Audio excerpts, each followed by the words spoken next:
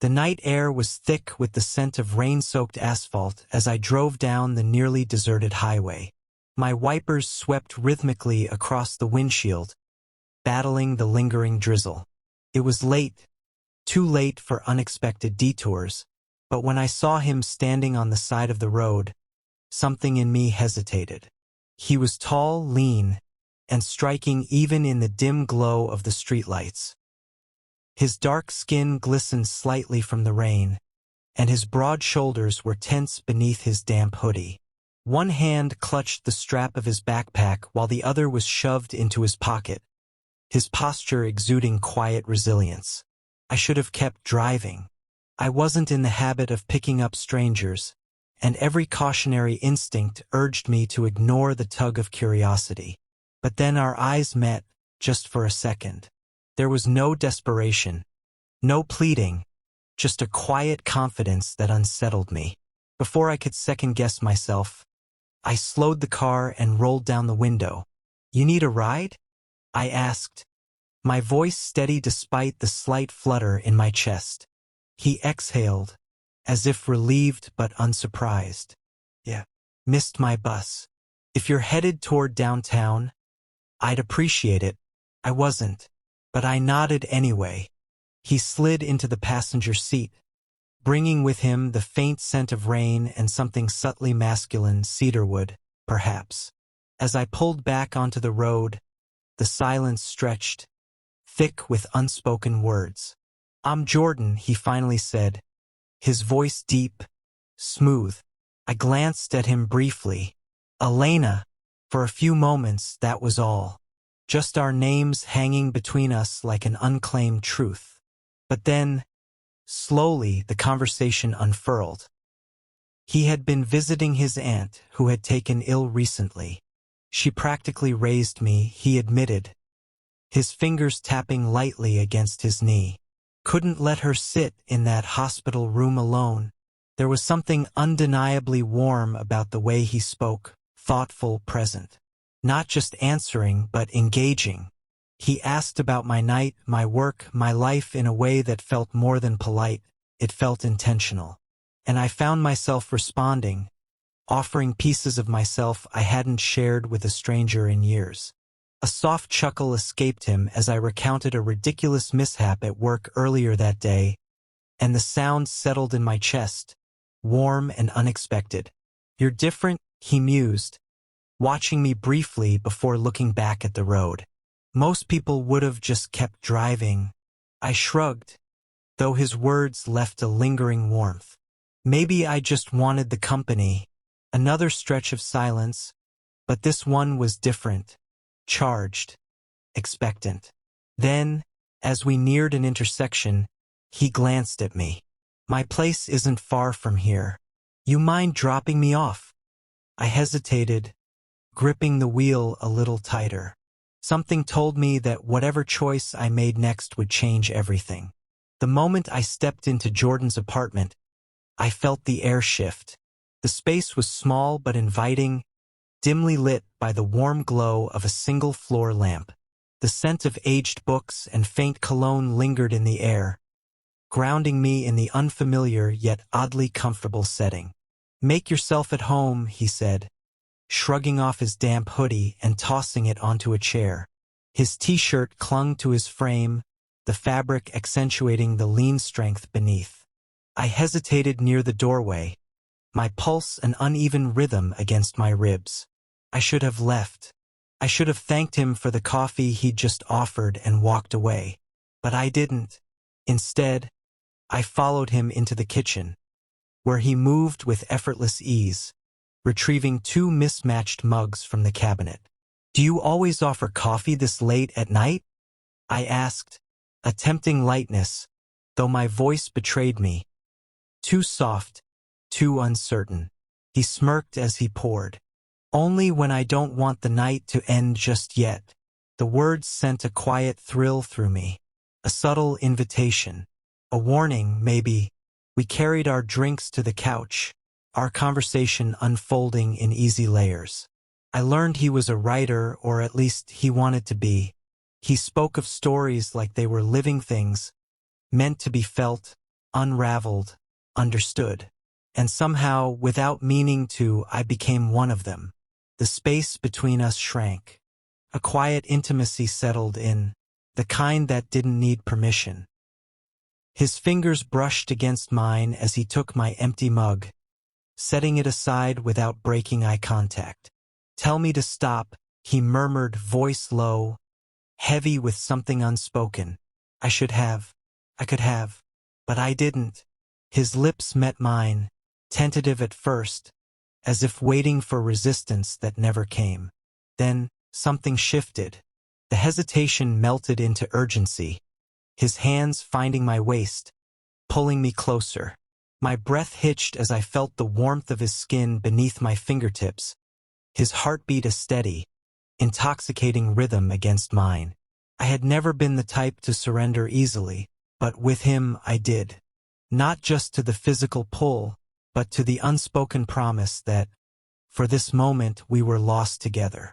Time blurred, marked only by the quiet gasps, the whispered names, the way our bodies found solace in the spaces between words.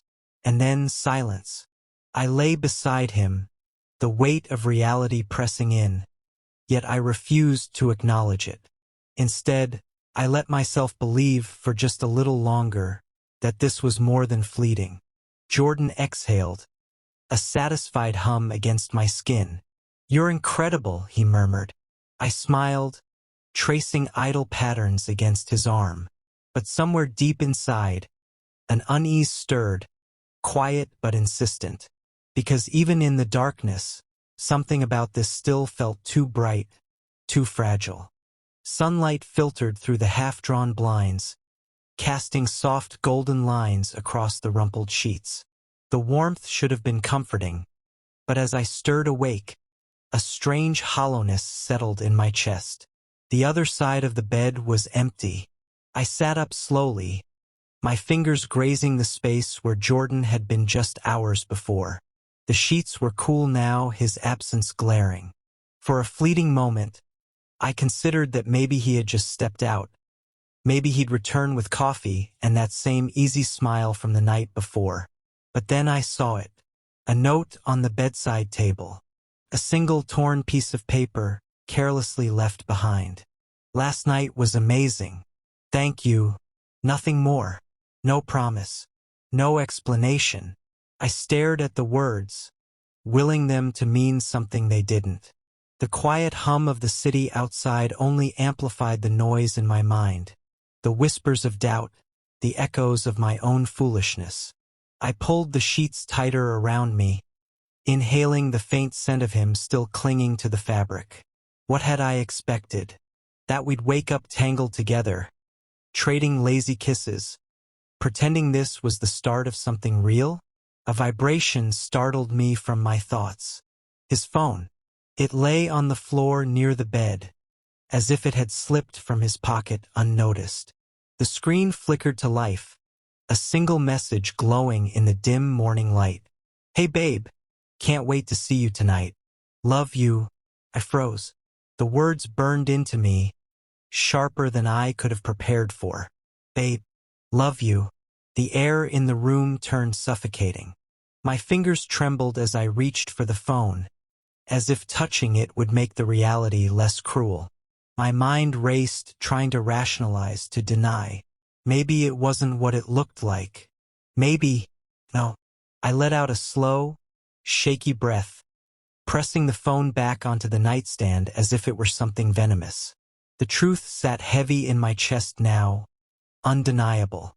I wasn't special. I wasn't different. I was just convenient.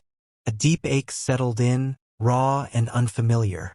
I had let my guard down, allowed myself to believe in something fleeting, and now I was left holding the weight of my own misplaced trust.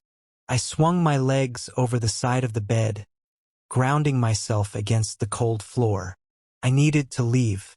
Staying here, wrapped in the memory of a man who had already moved on, was a kind of self-inflicted cruelty I wasn't willing to endure.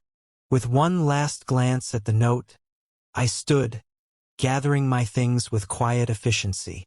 By the time I reached the door, I felt lighter, emptier, but lighter. And as I stepped into the morning air, I told myself I'd never make this mistake again. But deep down, a small, broken part of me wasn't sure that was true.